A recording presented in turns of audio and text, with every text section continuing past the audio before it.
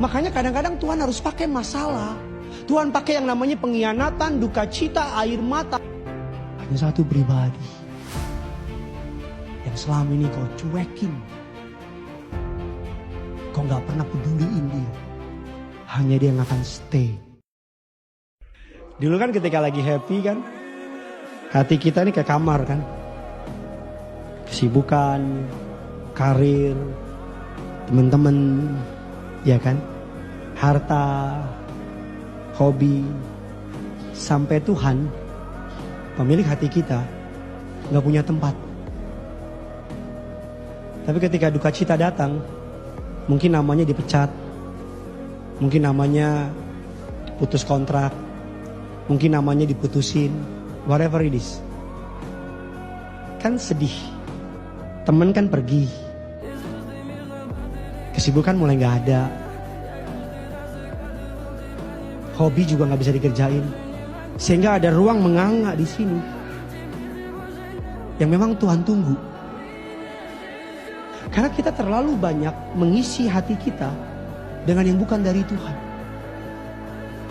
Makanya Tuhan berusaha masuk ke kita, bilang, lihat aku berdiri depan pintu, aku mengetuk. Dia gak mau dobrak masuk, walaupun itu hati punya dia. Makanya kadang-kadang Tuhan harus pakai masalah.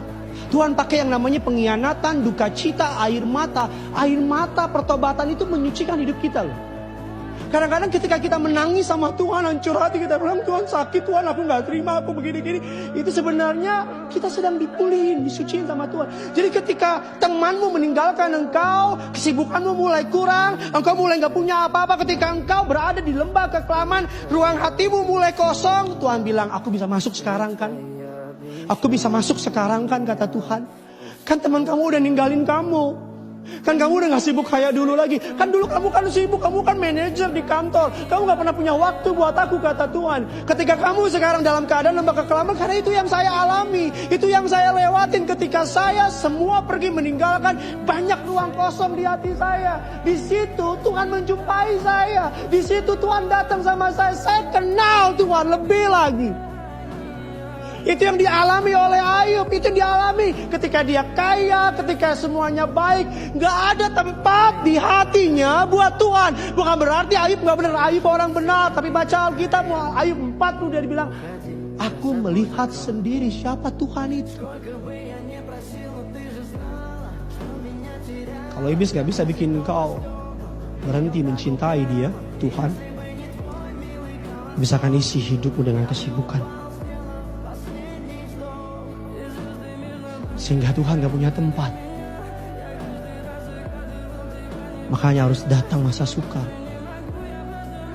Ketika datang masa sukar, teman ninggalin, kesibukan berkurang. Mungkin nama masa sukar itu di rumah sakit. Di situ Tuhan muncul. Saya selalu bilang ya, semua akan ninggalin kau. Semua. Kalau namanya masih manusia, pasti akan menyelamatkan dirinya sendiri. At the end of your life, hanya satu pribadi yang selama ini kau cuekin. Kau gak pernah peduliin dia. Hanya dia yang akan stay, setia sama saudara.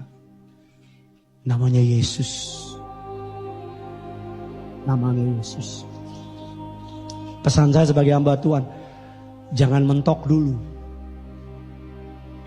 baru datang. Mumpung belum mentok, datang. Saya ngucap syukur 4-5 bulan ini seru.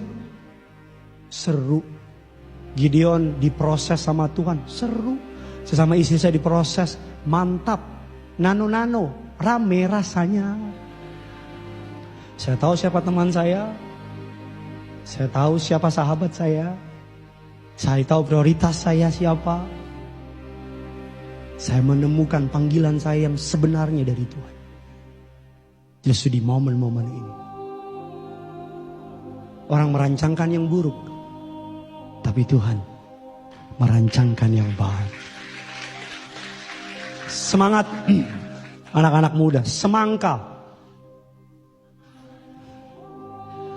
Semangat kakak.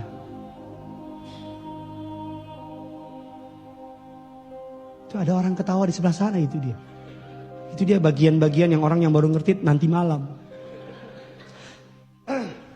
Besok minggu kita akan membahas bagian yang ketiga dari khotbah Sabda Bahagia. Doa saya, dia yang panggil saudara, dia yang proses saudara, dia juga yang setia sama saudara.